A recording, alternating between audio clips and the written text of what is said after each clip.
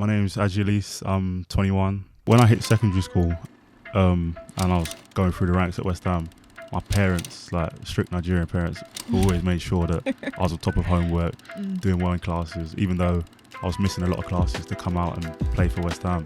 Like, what would you say is the best thing? I'd say the best thing is that your job is your hobby.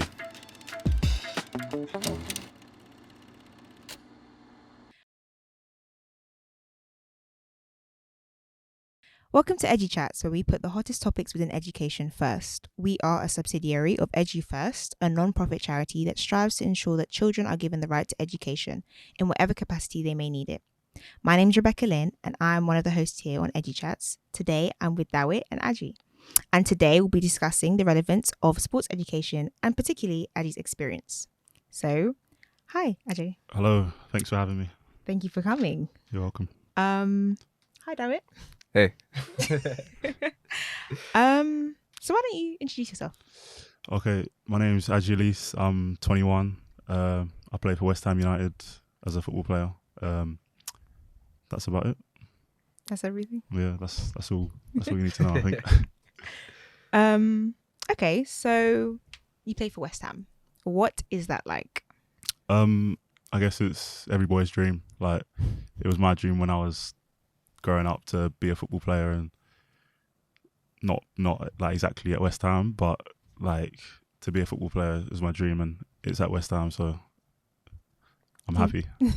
I'm glad. Do you enjoy playing at West Ham? Yeah, of course. How long have you been there? I've been there since the age of 8, and I'm now 21, so that's 13 years. Wow. Wow, that's a long time. Yeah. That's longer than a lot of like school education, uni, everything combined. Let's start at the beginning. Primary school. Primary school. How did football and Aji get intertwined? So in primary school, I played for my year 5 team. No, sorry, it was a year 6 team, but I played in it in year 5. That was about it in primary school. But before that, I'd already signed for West Ham. Okay. So if I was 8, that was probably like year 3 or year 4. Okay. So I was already at West Ham. Obviously played football whenever I could in the playground, at lunchtime, and then after school. And then once I hit year 5, joined the year 6 team, played in that year 5 and year 6. And that's about it for primary school. Okay. And then high school. What's kind of the high school or secondary school? Oh, secondary school. Okay. Sorry. Was there kind of like any stigma or any kind of labels that you faced at high school where it's like, oh, I played for West Ham? Like, so the first school I went to, everyone supported West Ham, so it's kind of like, okay. It was a really good thing. It was like, oh, Aji plays for West Ham. Like, everyone kind of like, I wouldn't say loved me, but everyone liked me because I played for West Ham. Right. Then moved to Robert Clark, and it was kind of like, oh, the West Ham boys. If yeah, is that right? Yeah, I remember that. Yeah. No, it was like you got the West Ham boys who are like the legends there. Like you can't even touch them, sort of thing. Like, but I think that was like super exciting. So, I guess to explain a little bit, Aji and I went to the same school for secondary. I guess when was it? It's like from 10 and 11. Yeah, year 10, year 11. So basically GCSE days. So we did talk a little bit, but yeah, it was just that whole thing of the West Ham boys. So I can see like you went from heroes to sort of celebrities, like in a way. So there's a big contrast in between the two schools. Gone from being like, oh, Aji plays for West Ham, everyone loves me, and then going to a school where I don't really know anyone, and it's the West Ham boys. So that was a big difference. Okay. So what exactly motivated you to pursue sports like seriously, like really, really seriously? I think at first it was just like my love for football. I started playing because I loved it, carried on because I enjoyed playing, and then I think there was probably a moment when I was maybe like 13, 14, and I was like, oh, I'm actually quite good at this. I could have a career out of it. Because when I was young, I was just like looking up to players that I adored and was kind of dreaming. And then maybe around 13, 14, I was like, oh, I'm doing really well. I'm progressing through the age groups. I could like make a career out of this. And then the further along you get, the more you look at it and you're like, I need to turn this into my living, because you put so much time and effort into it that like it'd be hard to turn around and do something else. Yeah, you kicked it up a gear level basically. Like, and I think like going back a little bit, you know, starting at 8, I think it's quite early. So, you probably went through things as a person, as a kid, basically. I was just wondering sort of what your primary school experience was, as a result of, you know, being a player for West Ham within the academy. I don't think primary school was that much different because at that time, like I said, you never look at it and say, oh, I'm going to be a professional footballer. You're just like, I'm good at football now and I'm playing in an academy. Yeah. So we'd like go on end of season tours and you'd come back on the weekend and from the weekend and I speak to my mates and they've played games and I've played games. So we're just talking about football. Like we're just young boys. But then, as you get secondary school and get further along, it turns into different then. Yeah, the levels I think are a bit different by then. It So changes. yeah, because I think I want to ask that really because just to get a little bit of an idea of whether education was sort of, you know, something that you thought about or maybe stop that, you know what I'm saying? Guess changing it up a little bit from primary to secondary school. So I was just wondering really what that looked like for you. So when I hit secondary school and I was going through the ranks at West Ham, my parents, like strict Nigerian parents, always made sure that I was on top of homework, doing well in classes, even though I was missing a lot of classes to come out and play for West Ham. Like they always made sure my homework was done. I was never like top set, like really, really smart, but they made sure I was doing well and then made sure I passed all my GCSEs. I didn't get A's and B's, but B's and C's was good enough for them. Yeah. And then after that, moved on to Scholar and then like onto where I am now. So I did find it tough at times where I'd be training a lot, be very tired, and then I've now got to go focus on school, but like they made me do it. Luckily I got through it.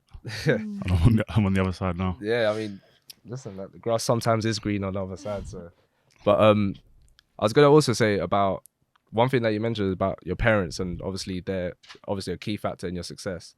And I was gonna say, loads of kids, including myself, who probably lured away from sports. They were like, "There's nothing in sports for you. Just focus on your books." And I think it's kind of nice to hear a story about, you know, your parents essentially supporting you. And I was just going to say, you spoke on it already, but just how important were your parents' influence in and support? Yeah, I was probably quite lucky because if it was up to my mum, I probably would have stopped playing football a long time ago and focused on school. But my dad, he's a massive football fan. So when I was playing for West Ham, he'd be the one taking me to matches, taking me to training and pushing me along. So I've kind of got to thank him for like pushing me towards it and keeping my mum away. Yeah, I'm sure they're really like prideful now and you're on TV and you're playing and doing stuff. I don't know, we don't really speak about it, but I know deep down they're always whatever I would have done, wherever I would have been, they would have been proud of me. So yeah. And I guess moving on to secondary school, like you mentioned the Scholar program. Talk to us a little bit about that, because obviously us outside of football may not be too aware of like how this Scholar program works. Yeah, so once we finish our GCSEs, we get offered a Scholar from age 16 to 18. So in that 2 years, you do I think it's 1 BTEC and 1 MVQ, which they say is like the equivalent of 2 A levels. So we basically do that alongside our gym and football to basically at 18, if we don't get offered a pro, you have the qualifications to try and go to uni and get another job and try and like get something else out of life if you don't find another club. You know, within that Scholar program, how much of an emphasis is education placed upon players? I won't lie and say it's like put on the same level as football, but they still do make sure we have education, I think 4 times a week, and make sure we all complete the BTEC and MVQ, so that at the end, if we don't get a pro, we have that to try and do something else in life. So do you have those people that like kicking you in the side of the back, like saying, you know, make sure you're doing your work? Yeah. So there are like 2 lecturers or tutors that help us with the BTEC and get us through it, basically. Yeah, and I think that's great. I think you know, it does put you on a good path towards, you know, having that backup really. You know, thankfully you haven't had to worry about that too much right now, but you know, there are players who I'd imagine probably didn't place emphasis on education and may not have made it.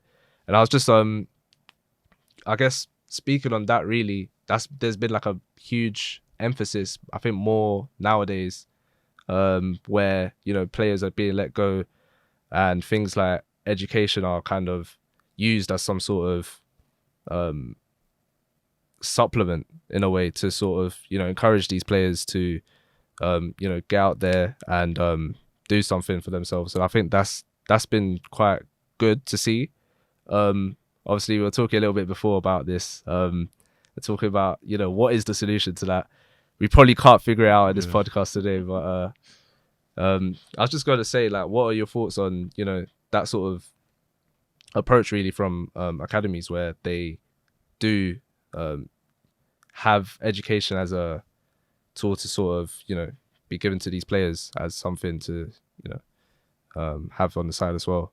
Yeah, I think like if you're getting released at 18 and you can't find a club, it's obviously like heartbreaking. But I think in that period from 16 to 18, if clubs do the BTEC and MVQ that they're already doing, and then they could try and, you know, supplement other courses and other life skills in to help players, so that, because obviously getting released at 18 is going to be hard, but Of course. if you're like, what's the word? If you've got like loads of skills and achievements behind you, then it could make it a bit easier. But like we said, it's a difficult one to find a solution for. Yeah.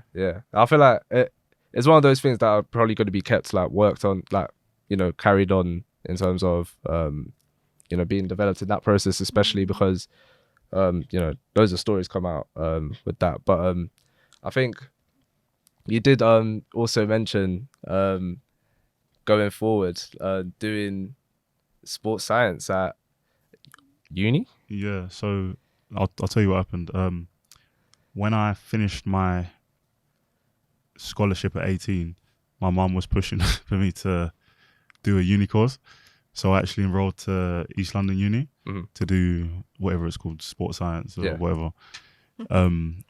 So yeah, went to visit the uni, everything was sorted. And then I went on loan to Accrington.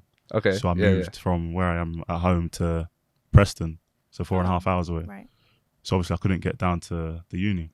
So I've left Accrington in March 2020 with lockdown, come back to London in like June when everything's opening up. I'm looking and thinking, if I go on loan again, it's going to be the same situation if I go to UEL. So I've looked at like how I could do distance learning and something that's more remote.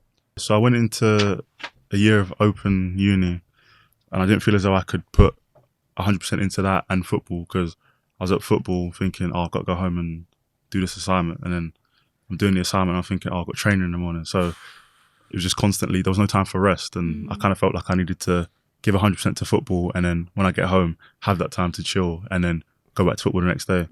So, and the first year was hard enough. So I was like, it's just going to get harder. So I decided to put it on hold for the time being. And I said to my mum, because she's the one who's basically pushing me, like, if I stop playing football, then I'll go back to that full time and try and get a degree and work from there.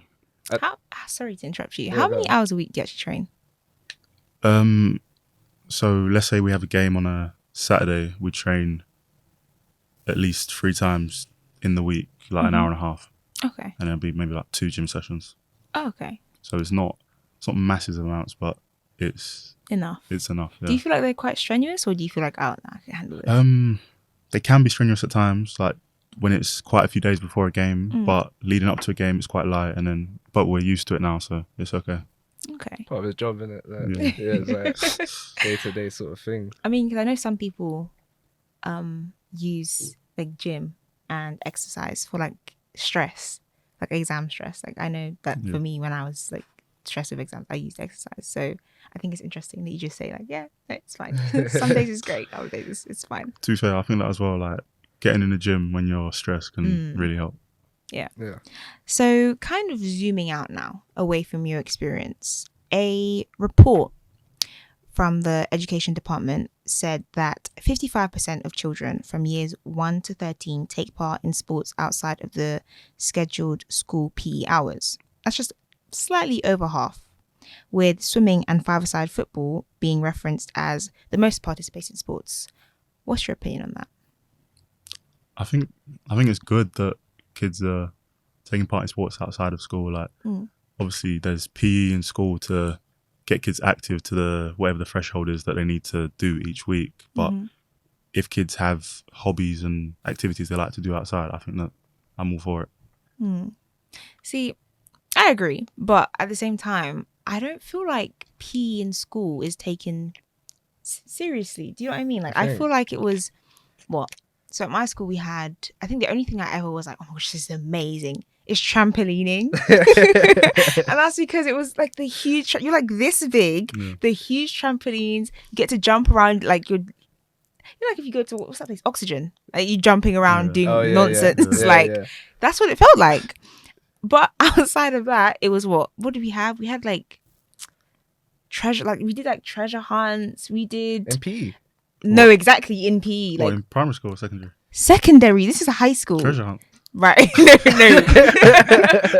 No, right. Like it was like you need to go and find this thing in this part of the school. You need to go and find this thing in this part of the school. Like, well, surely that's better than having kids just it's sit better around for an hour. Yeah, no, it's great, but for sure. you could be teaching a science lesson, or you could be teaching an art lesson. Like, I think there's a lot more things in school that could be taught that you need in later life that aren't taught. 100%. But an hour or 2 hours of physical education a week, I think is also good. No, of course it's great, but I feel like, okay, so maybe my question isn't just like, what do you think of that? My question is more like, do you think that PE time is taken seriously and used productively? Because I don't. I feel like I think we had one session, like one term. You know how everyone has terms of different things? We had a term of football, right? And that was really interesting. Like the girls obviously not knowing what they were doing. No disrespect to any girls out there who can play football. You're really cool. Just at your school, but right? it's just my school, I think. But like it was exciting getting like football cleats and getting shin guards and all those cool things. But then when it actually came to playing, we were clueless. Like I don't feel like. But do you think that's a bad thing though? Because I feel like with PE you can learn. Like I had no idea about cricket until PE. Yeah, of course. And cricket turns out to be like one of the funnest things you can. Cricket and rounders. I feel like they're really fun. I think that's what school's for, like to give you the opportunity to try different things. So you can say, "Oh, I've tried that in school. I didn't like it," or "I tried that and I want to explore that further when I leave school or outside of school." No, so I get where you're coming from, but I think it works both ways because there could have been someone in your class that was like, "Oh, I really love football now," and then goes on to play football for 5 years later. Yeah. I feel like that's really, for me, like PE was one of those things where I got to try a lot of things, got to express myself probably the most. You know, they say art, you get to express yourself, but for me, where I express myself the most is like through sports. You know, I played a lot of rugby, played a lot of football, and I just felt, you know, kind of at ease, free. You could probably speak to this as well, and probably you yourself. Like, I just think people kind of react differently to different subjects. I think just PE just agreed with me like, the most. So mine was history. History. I love history. I think it's interesting because and it doesn't change. Yeah. Like that's why I'm not good at maths because it doesn't change. Yeah, True. Yeah. What was your subject that you were like your favorite? I didn't mind maths. Favorite was always PE. Yeah, obviously. Of course. Maths though. I like maths, but when it got to like algebra and that later on, I Yeah. didn't like primary school maths and like year 7, 8, Yeah. So like quadratic equations, you were like, all nah, that stop. Start turning Thanks. to letters instead of numbers. Yeah. True. Yeah. To that, I was like, no, I'm alright. Do you think there are any negatives to physical education that aren't really spoken about? Not off the top of my head, no. No? I think, like I said, physical education is better than sitting around, but of course there could be like people that have body dysmorphia and have reasons for not wanting to partake. So Yeah. as long as they're not being pushed or forced to do anything they don't want to do, then I think it's good. And I I guess kind of going back to your experience of school, looking at secondary school in particular, I think that's like really the critical point. Like for a lot of lads, like 16 years old, that's like the key like age, you know. And I think everything before that, you know, you're in school and whatnot. I just want to sort of understand from your perspective, like if there was any sort of sacrifices you had to make educationally, you know, to kind of pursue your career path. Yeah, so when I joined, so when I was at my first school, I used to do day release. So at first it was a Tuesday and Thursday, I'd leave school after lunch. I'd miss period 5 to go to West Ham, train, do gym, and then train again in the evening. And then I think when I hit year 9, it was a whole day on a Wednesday. I'd miss all 5 lessons. And is that an agreement that Yeah. West Ham had with your school? Yeah. Right. So I was allowed to do it to train more at West Ham. Yeah. Then, so I actually remember I got moved down in maths class because I was missing too many. Lessons. Because it just like landed that every time I was missing, It was a maths Oh. it was a lesson. maths lesson. So I was moved down from first to second. Well, that's lesson for How did that that make one. you feel at the time? Like I understood, but I was struggling. That's the thing. right. I was actually struggling in maths, so I was like, I get it. You know what I mean? Yeah. Yeah. And then obviously I moved to Rebecca-Lyn, and we ended up doing one GCSE less than everyone else to accommodate, to give us time to train more, basically. So yeah, I could have had one extra GCSE. I could have had a load more lessons throughout years 7, 8, 9. Could have been 10 times smarter, but I'm here now. How are ya? listen, like, I think do what you're doing. Like, honestly, I don't think all that matters. Like. Yeah, I don't think. See, I feel like it matters, but not. You reckon? I feel like it's not the same. If you perhaps were, God forbid, you were unsuccessful, I feel like then it would matter a lot. But because you're successful, because you're doing what you love, I feel like it's just like, oh, you know, it's fine. Yeah, but then if you were someone who missed loads of lessons through 7, 8, 9, then did one less GCSE in year 11 to pursue football, and then at 16 or 18 you drop out. Yeah. Now you're like so far, so much more behind everyone else who's not gone through that. So it's a sacrifice you take, but if it works out well, then you're like, oh, like you said, it doesn't matter. But if it works out on the other side, you're like, I'm in a bit of a sticky situation. And I wanted to ask you something. You said something about the 2-year kind of scholar thing. You talked around it, but how did you actually find your experience? I liked it because when we were at Robert Clark in secondary school, we were kind of full time, but we were still doing education. Right. So to now being at the training ground in the morning, doing gym, training, gym again, like it was basically moving from a schoolboy schedule to like what like a first team would do. Right. So it was like a period to get us accustomed to like how a first team would do. So it basically, so when you're at school, the main focus is still kind of education. Then the scholar, it would switch to football. So I really enjoyed it. Okay, thank you. Yeah. Sorry, I just remembered that I wanted to ask that earlier and kind of sidetracked. that's cool. I think like we spoke a little again about this earlier on about the systems that are kind of in play within the UK, but I think it's just really interesting when I ask people this about their thoughts on the sort of systems that exist within the UK and the US and the difference. So, for example, the college route in America, you know, in my opinion, I feel like it's one of those things that are a bit more streamlined. Then obviously you got the process over here, which is a bit different. And I was just sort of wondering, like, first of all, is this even something you even think about at any point, really? I thought about it before, like if I grew up in America, how it'd be different, where you'd be playing for your high school, get recruited by a college, and then from there go into the draft. But I think there's advantages to the way England do it, that you join an academy associated to a team, and then you do, it could go either way, because you do the scholar and then you start getting paid at scholar, then you sign pro, but there's no like guarantee you're going to be in a first team after that. But it's the same there, obviously, though. Well, I guess if you go to college, then you get drafted, you're in like a pool of people that you're in like the first team kind of thing. So but then if you don't get drafted, you can go back to college, isn't it? Yeah, Finish yeah, your yeah. 4 years. Yeah. I feel like, I don't know if it's just me, because I know your cousin is going through. So I feel like it really varies sport to sport. Right. I feel like in the US, it's more like NBA and NFL that are taken really, really, really seriously over there. Mhm. Soccer, football is kind of seen like a second class kind of sport. In America. Yeah, it's not yeah. really the same, like the Yeah. same hype. I feel like it's a very European thing. Oh my gosh, football, you're amazing, like you're so cool. Yeah. But I think both systems are useful in their own way. I think growing up in the US is a very kind of different kind of lifestyle. You have like 15-year-olds who are owning houses and you know what I mean, like doing like living completely independently.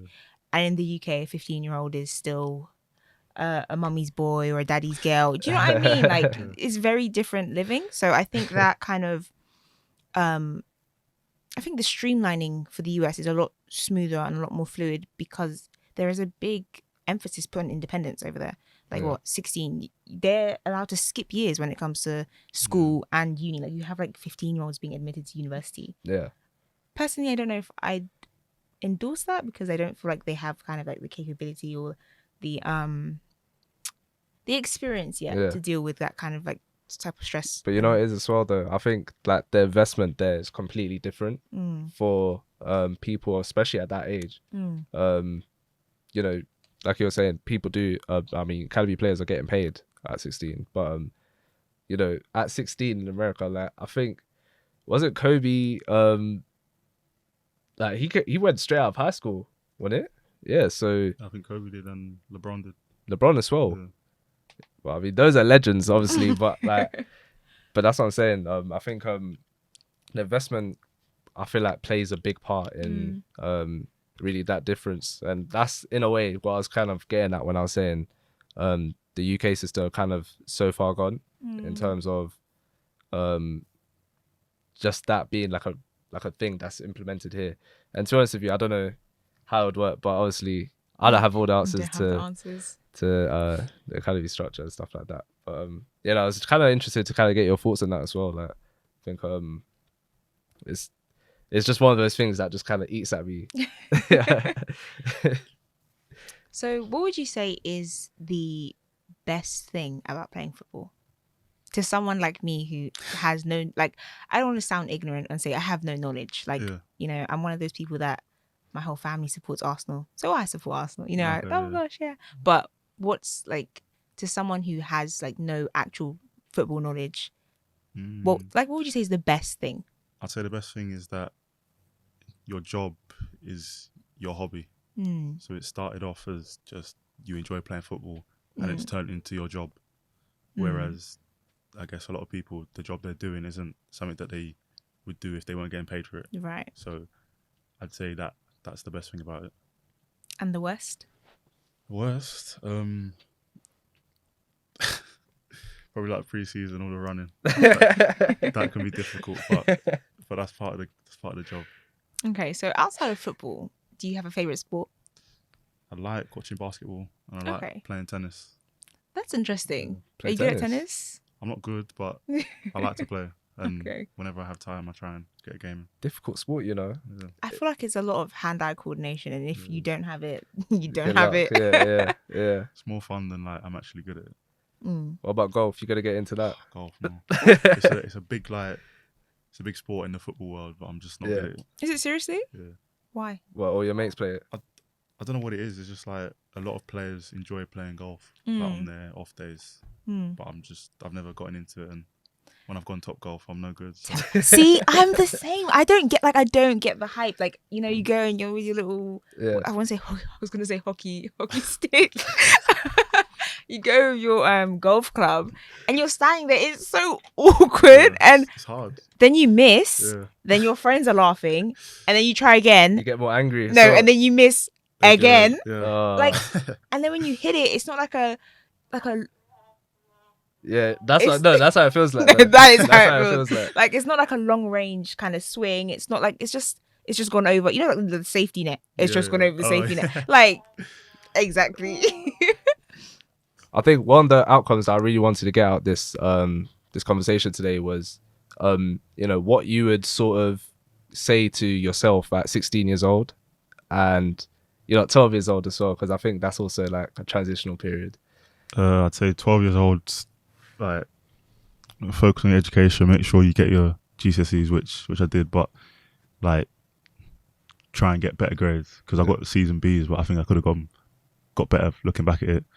And then 16, where I finished GCSEs, I say just give 100% in football from the beginning. Like, obviously, I'm going into training trying to improve, but there are days where you're like, do I really fancy it? Like, just going through the motions. I'd say like every day you're there, like give 100%, whether it's on the pitch, in the gym, analysis, whatever it is. And then so that when you look back at it in how many years, you can say, I gave everything and this is as far as I got. Yeah. I think you're a great example of education and sports coming together to do the best that you possibly can.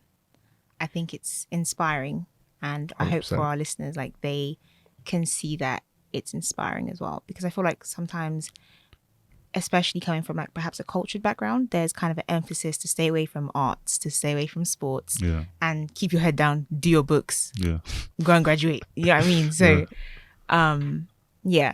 it's very interesting. Yeah. No, like, again, big thank you for coming through today. Like, we'll definitely talk more before this. Well, we did already, but Thanks a lot for having me. Thank you.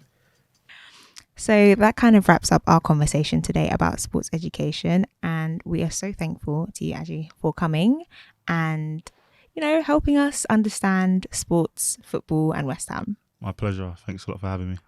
Thank you so much. We'll see you guys next time. Cheers, guys.